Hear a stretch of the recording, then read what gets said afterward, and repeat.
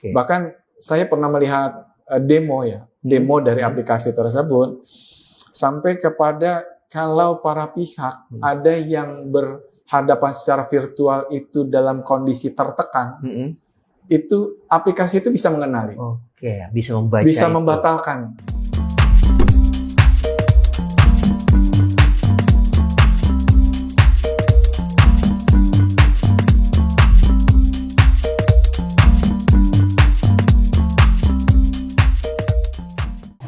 Assalamualaikum warahmatullahi wabarakatuh. Tabiku.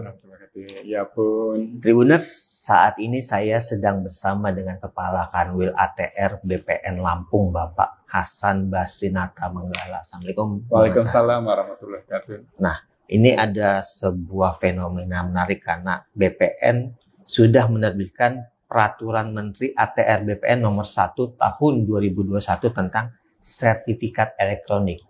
Sebenarnya apa sih sertifikat elektronik itu? Mungkin kita bisa tanya-tanya langsung nih ke Bang Hasan Basri. Nah, ini bagaimana ceritanya sampai muncul peraturan nomor 1 tahun 2021 ini, Bang? Baik, terima kasih Tribuners. Salam kenal dengan saya Hasan Basri Nata Menggala, Kanwil BPN Provinsi Lampung.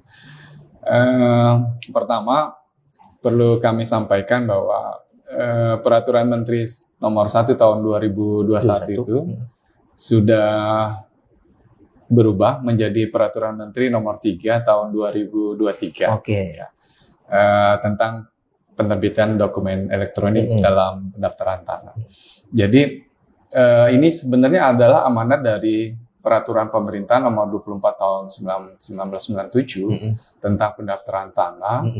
Yang mengamanatkan bahwa bukti kalau kita punya hak atas tanah, itu kan tanda bukti hak sertifikat. Nah itu di PP 24 tahun 97 itu diamanatkan bisa dalam bentuk analog, yang berbentuk buku, seperti yang sering kita lihat ya, yang berwarna hijau, ada lambang Garuda di depannya. Juga bisa berbentuk elektronik. Nah, BPN sudah mencanangkan transformasi digital untuk merubah layanannya secara elektronik. Karena apa? Karena dalam 1 tahun paling tidak ada lebih dari 7 juta layanan yang harus dikelola oleh pegawai BPN seluruh Indonesia. Sementara dinamika di masyarakat itu kan makin cepat ya, makin butuh cepat dan ketepatan waktu.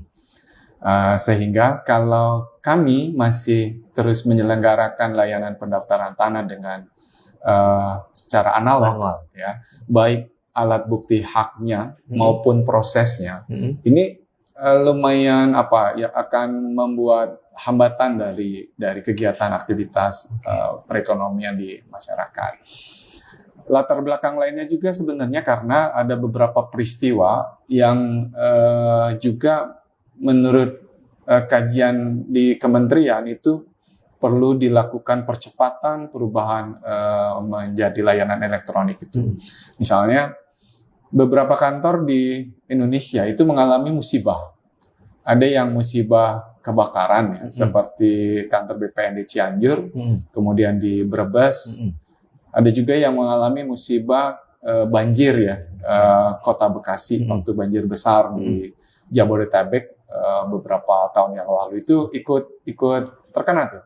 Kebetulan dia dekat Kalimalang ya, sehingga hancur lah arsip-arsip yang di dalam yang tersimpan di kantor tersebut. Nah ini kalau kita juga mengingat peristiwa bencana tsunami di Aceh. Itu juga menimbulkan konsep bahwa ini kalau waktu itu datanya sudah full digital akan lebih mudah untuk merekonstruksi data per tanah. Tetapi kan pada waktu itu data yang ada di kami itu baru sebagian. Jadi secara digital bisa lebih aman dari sisi pengarsipannya itu sendiri. Sangat berbeda sekali ya, sangat berbeda sekali antara penyimpanan data yang masih manual dalam bentuk kertas-kertas yang rentan tadi itu ya, karena kena musibah baik banjir, kemudian bahaya kebakaran dan lain-lainnya, atau hilang ya, atau hilang baik karena kesengajaan ataupun karena sebab-sebab lainnya, misalnya tercecer, karena beberapa kantor kami itu kan tidak semuanya statusnya milik kementerian, ada yang masih pinjam di beberapa pemerintah. Jadi ketika pindah juga rawan. Ketika pindah rawan tercecer, rawan hilang, rawan tertinggal macam-macam. Sehingga kalau sudah tersimpan secara digital, ya sampai kapanpun akan aman, secure, dan kita bisa melihat kalau ada perubahan. Terjadinya berubahnya data itu kapan dan oleh sebab-sebab apa? Apakah oleh sebab-sebab yang sah, misalnya karena memang ada perbuatan hukum untuk misalnya merubah, memecah dan mengukur ulang misalnya. Bisa secara langsung terupdate. Betul. Atau sebab-sebab yang ilegal. Nah, ini kan secara di kantor BPN pengasihannya lebih mudah, tapi kan masyarakat saat ini masih terbiasa dengan yang lama, yang manual, yang analog seperti itu. Lalu mereka pun mempertanyakan ketika dipindah menjadi sertifikat elektronik, sejauh mana keamanan sertifikat itu di mereka gitu. Ya, betul. Ini pertanyaan yang baik sekali dan banyak ditanyakan juga. Pertama, kenapa Permen 1 2021 itu gagal? Waktu itu kan sudah sempat mau dimulai. Iya. Tapi kemudian resistensinya terlalu besar. Sehingga kemudian DPR memutuskan untuk ditunda, pemerintah juga akhirnya memutuskan untuk ditunda. Karena pada waktu itu ada, menurut pandangan kami ada kekeliruan dalam pendekatan kepada masyarakat. Ya, kita waktu itu belum menyampaikan secara luas bahwa merubah ini adalah pilihan, bukan sesuatu yang wajib. Bukan semuanya wajib menjadi elektronik, semuanya harus diambil menjadi elektronik. Enggak, silakan.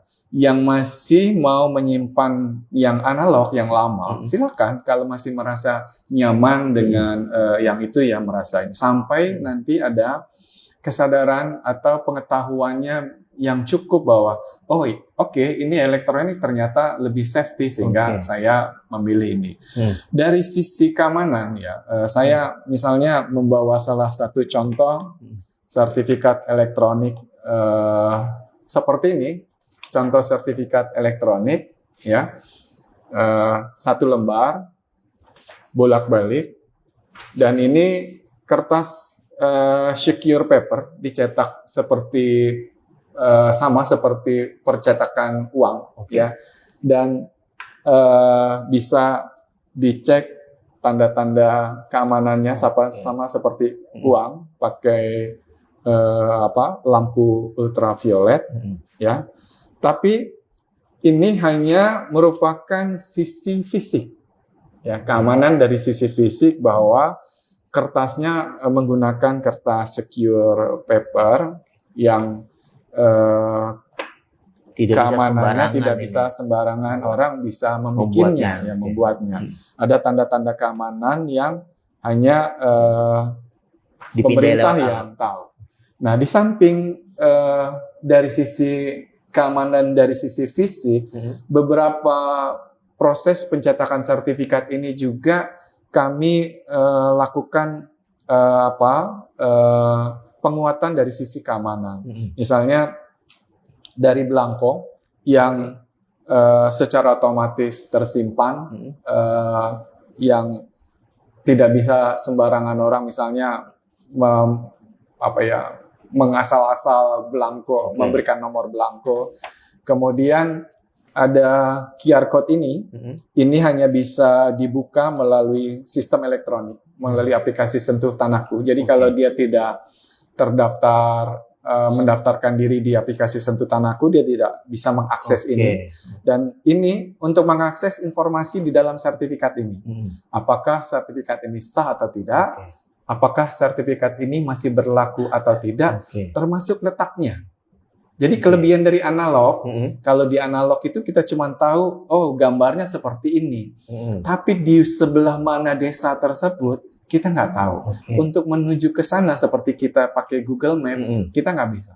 Tapi menggunakan aplikasi ini, kita bisa menggunakan Google Map langsung ke lokasi. Jadi tanah ini. kalaupun kita pakai digital, kita dapat lembaran ini. Betul. Jadi ini sertifikat yang menggantikan sertifikat yang analog ya. Ini tercantum edisi pertama. Jadi ini sertifikat yang pertama kali dicetak untuk yang bersangkutan. Kalau nanti dia melakukan perubahan data, akan dicetak edisi berikutnya dan ini dinyatakan tidak berlaku, gitu ya. Kalaupun kertas ini hilang, tetap aman ya? Tetap aman. Jadi mirip teman-teman mungkin sudah terbiasa dengan mobile banking ya, di handphone kita ya. Kita nggak pernah lagi membawa buku tabungan kayak masa-masa lalu ya, atau ngeprint gitu ya. Karena kita mempercayai data yang ada di dalam handphone kita tersebut.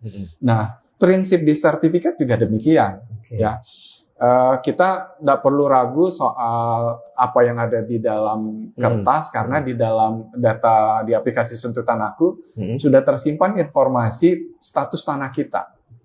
Termasuk bila mana ada upaya-upaya perbuatan hukum tertentu di tanah, itu ada notifikasi kepada pemilik melalui handphone kita. Itu nanti ada muncul informasi, oh ada orang yang mau ngecek, kalau memang itu seizin kita, kalau tidak seizin kita, silakan ada kontak center yang 24 jam bisa dihubungi untuk menyampaikan ya. Seperti itu. Jadi banyak sekali perbaikan-perbaikan keamanannya dari sisi penerbitan sertifikat elektronik ini. Kami juga dengan sudah bermigrasi ke elektronik ini, mempercayai bahwa upaya-upaya pemalsuan sertifikat tidak akan bisa terjadi lagi. Karena lebih ketat. Karena itu tadi ya, untuk pencetakannya aja dia udah sulit, termasuk kemudian proses elektroniknya itu sendiri yang sangat terlindungi. Sejak 2023 mulai diberlakukan, sampai saat ini banyak tidak yang mulai beralih? Di Lampung sendiri, seluruh kantor, ada 15 kantor pertanahan di Provinsi Lampung, itu sudah menjadi kantor yang melakukan layanan sertifikat elektronik. Full elektronik. Artinya apa? Kami sudah tidak lagi melayani pembuatan sertifikat yang pakai belangko lama. Jadi belangko lama itu sudah tidak ada di kantor. Tapi kalau ada masyarakat masih bawa belangko lama, tetap kita layani. Hanya kita tidak bisa misalnya, Pak, kami pengen ganti belangko, pengennya belangko lama lagi. Nah, itu sudah tidak ada belangko lama. Jadi langsung secara otomatis nanti dia akan diberikan belangko yang baru, yang elektronik. Ya. Tapi belangko lama tetap berlaku sampai kapanpun, sepanjang dia merasa tidak perlu ada keperluan di kantor pertanahan. Ya. Di Provinsi Lampung sudah ada 503.000 lebih sertifikat yang sudah dimigrasikan ke elektronik. Tetapi yang sudah dipegang masyarakat, artinya memang sebagai hasil kegiatan masyarakat melakukan transaksi, baik jual beli, pecah, pasang hak tanggungan, royal segala macam itu sudah 88.000 lebih. Ya, 88.000. Jadi 500.000 lebih itu adalah data yang sudah migrasi ke elektronik yang tersimpan di kami dari sekitar 1,5 juta bidang yang ada di seluruh provinsi Lampung. Kemudian yang sudah dipegang masyarakat itu sudah ada 88.000. Nah, kalau saya memiliki sertifikat tidak ada transaksi apapun, tapi saya mau mengubah nih ke elektronik. Caranya gimana nih, Pak? Masyarakat langsung datang ke kantor pertanahan, membawa sertifikat lamanya. Kemudian nanti akan dibuatkan akun Sentuh Tanahku tadi, aplikasi Sentuh Tanahku tadi itu di-download dan diregistrasi atas nama yang bersangkutan, nomor telepon yang dipakai. Kemudian dilakukan validasi dulu. Jadi, salah satu dampak dari migrasinya kami transformasi ke sertifikat elektronik itu adalah dilakukannya perbaikan data. Mungkin Tribuners pernah mendengar bahwa sertifikat ganda, sertifikat palsu dan sebagainya. Karena isu tersebut muncul karena peristiwa lama di mana sertifikat itu diterbitkan, hanya diukur, tetapi pemetaannya tidak dilakukan dengan teknologi satelit. Oke. Ya, ibarat kalau ini tanah dia, ini ada desa. Kalau dia tidak pakai teknologi satelit, letaknya bisa di sini, letaknya bisa di sini, dan bisa dimanapun. Titik patoknya bisa berbeda-beda. Titiknya karena tidak ada koordinat. Oke. Nah, dengan dipindahkannya ke sertifikat elektronik, maka dilakukan perbaikan data hasil pemetaannya ya, bukan pengukurannya, hasil pemetaannya. Kemudian baru setelah diperbaiki ada sekitar 41 item yang harus diperbaiki, harus dicek, harus dicek. Kalau belum ada, dicari sumber datanya dulu.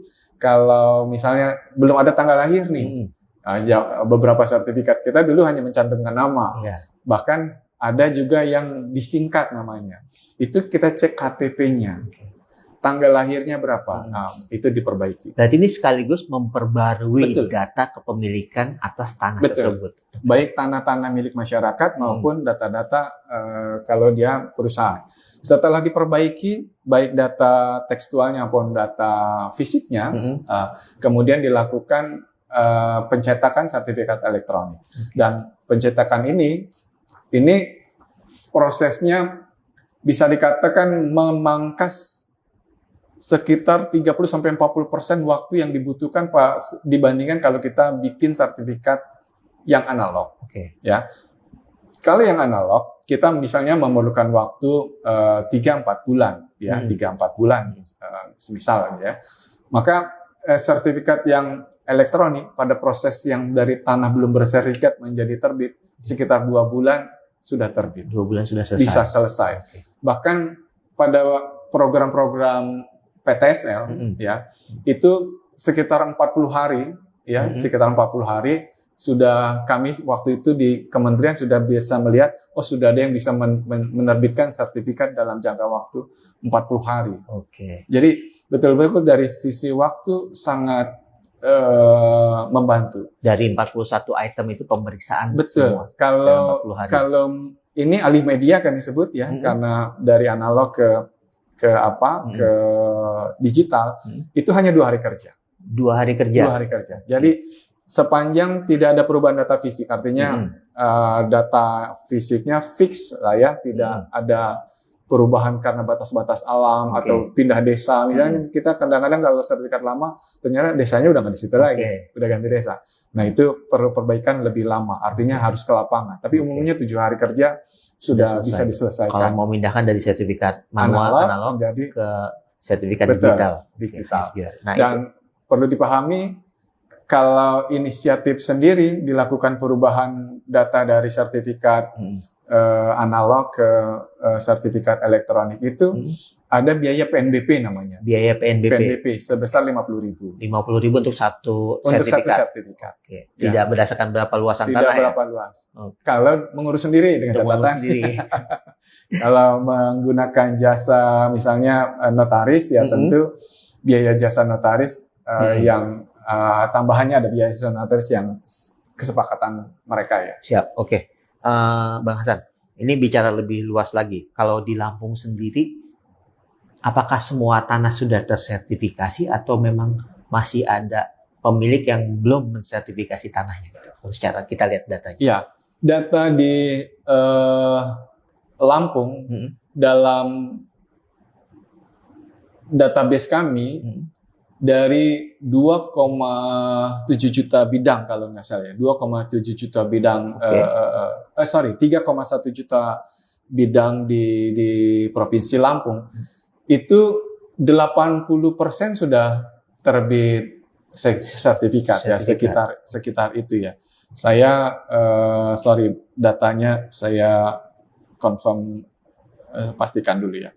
Jadi beberapa sebentar, ini saya kebetulan kemarin habis mengisi di Unila juga untuk tanah terlantar, sempat membuat juga ya. Luas Provinsi Lampung itu 3,3 juta hektar. 3,3 juta hektar. Lalu yang bukan kawasan hutannya itu 2,4 juta hektar. 2,4 juta. Iya, 2,4 juta hektar itu. Dari 2,4 juta hektar itu sudah terbit sertifikat itu 1,5 jutanya. 1,5. Jadi 1,5 jutanya. ada sekitar masih sekitar 900 ribuan hektar yang belum bersertifikat. Nah, dari luas tersebut itu menerbitkan sertifikat 3,1 juta. 3,1 juta dari 1,5 juta hektar tadi menerbitkan sertifikat sudah 3,1 juta hektar. Sertifikat bidang ya. Bidang. 3,1 juta bidang yang sudah terbit sertifikat. Jadi ini cukup padat kondisinya di Provinsi Lampung. Meskipun dari sisi luasan itu termasuk masih ideal. Kenapa saya bisa katakan begitu? Karena survei di BPS itu indeks Gini Lampung itu makin membaik. Dari 2023 ke 2024 ke 2025 itu makin membaik. Artinya dari struktur penguasaan pemilikan tanahnya makin membaik di Provinsi Lampung. Ini 900.000 ini berada di wilayah perdesaan atau perkotaan atau seperti menyebar atau seperti? Iya. Umumnya masih di wilayah-wilayah rural ya. Paling tinggi data kami itu di Waikanan yang belum terbit sertifikat. Belum terbit sertifikat. Ya.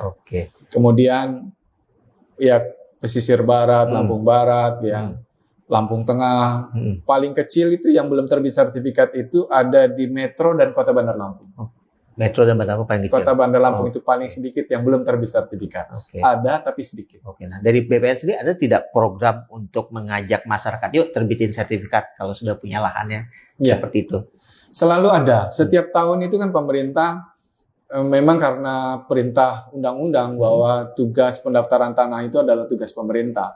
Karenanya setiap tahun selalu dialokasikan anggaran dari APBN untuk masyarakat maupun untuk kantor-kantor instansi pemerintah itu dianggarkan baik melalui APBN atau APBD untuk diterbitkan sertifikat.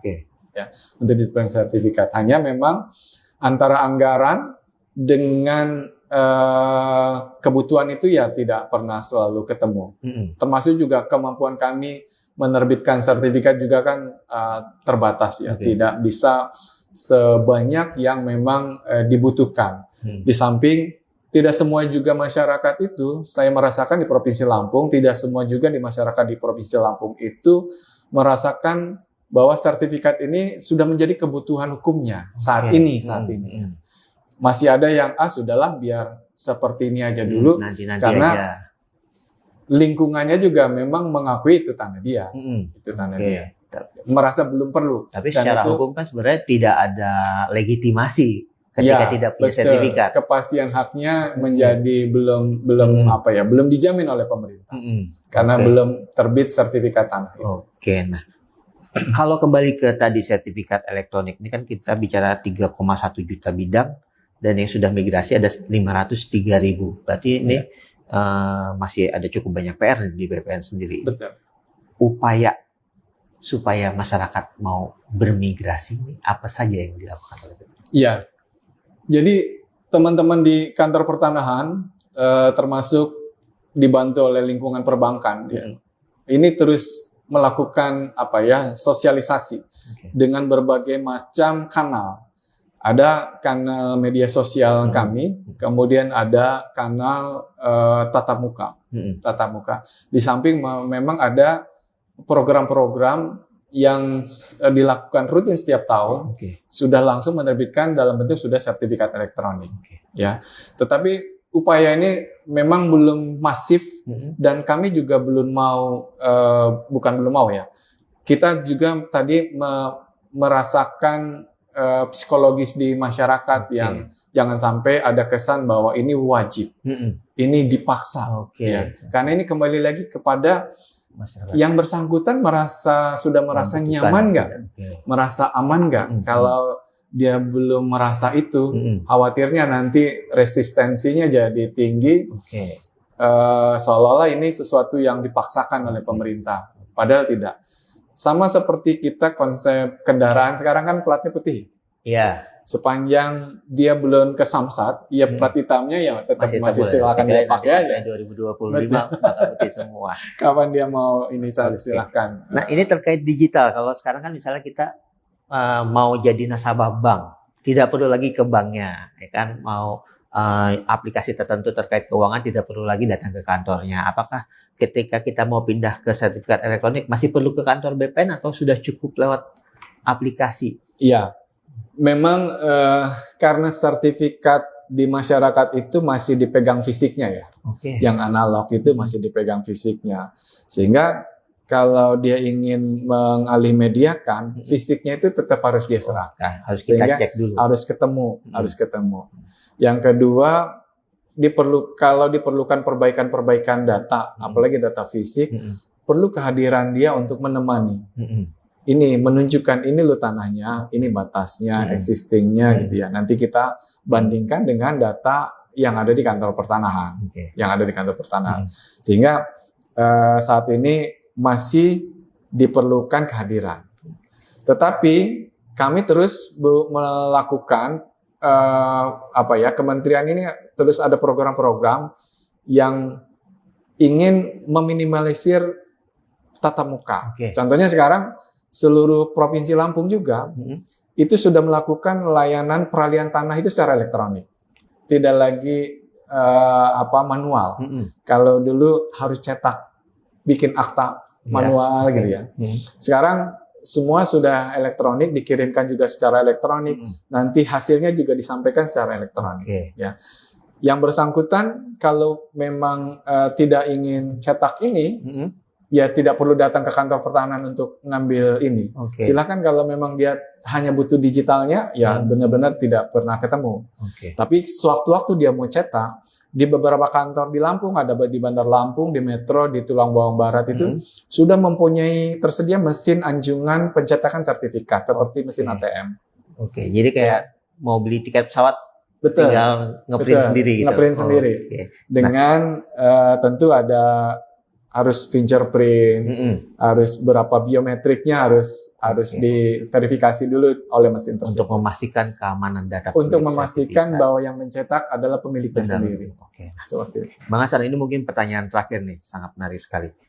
Ketika semuanya sudah sertifikat elektronik, lalu mau ada transaksi jual beli, apakah ini bisa dilangsungkan juga secara elektronik? Iya. Konsep transformasi digital bahkan sudah sampai kepada direncanakan itu aplikasi jual beli itu sudah disiapkan aplikasi ya. Jadi para pihak yang selama ini hadir secara fisik di hadapan pejabat pembuat akta tanah itu di konsep transformasi digital kementerian itu sudah sampai pada konsep bahwa mereka nanti akan bertemunya secara virtual. Tetapi akan diverifikasi dulu. Subjeknya itu harus diverifikasi dulu, misalnya face recognition-nya, kemudian fingerprint-nya segala macam. Itu didaftarkan dulu. Kemudian nanti di aplikasi itu mereka bertemu secara virtual, ada 3 pihak, ada PPAT, ada pihak penjual dan pembeli.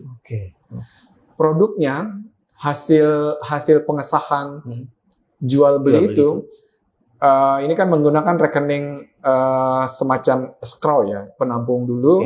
Kalau terverifikasi tanahnya betul ada dan kemudian dialah pemiliknya, terverifikasi nilainya sesuai dengan kesepakatan di rekening penampung sama seperti kesepakatan jual beli, maka baru bisa pindah uangnya dan kemudian sertifikatnya juga dikirim kepada pihak pembeli secara digital. Ini betul-betul nggak ketemu.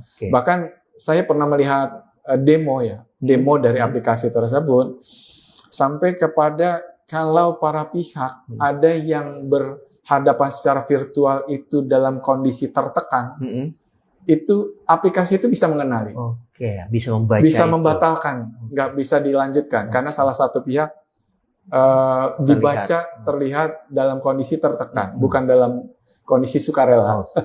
Jadi secara biaya juga memungkinkan lebih murah ya. Misalnya saya mau beli tanah di wilayah Indonesia Timur, saya tidak perlu datang ke sana, cukup di sini penjualnya di sana, lalu kita bertransaksi seperti itu. Betul sekali. Betul sekali. Oke, terima kasih banyak nih Bang Sama-sama. Hasan Basri atas waktunya, informasinya. Terima kasih juga. Sangat baik sekali dan semoga bisa membantu masyarakat yang mau beralih ke sertifikat elektronik lebih banyak lagi. Terima kasih kembali juga, terima kasih semua.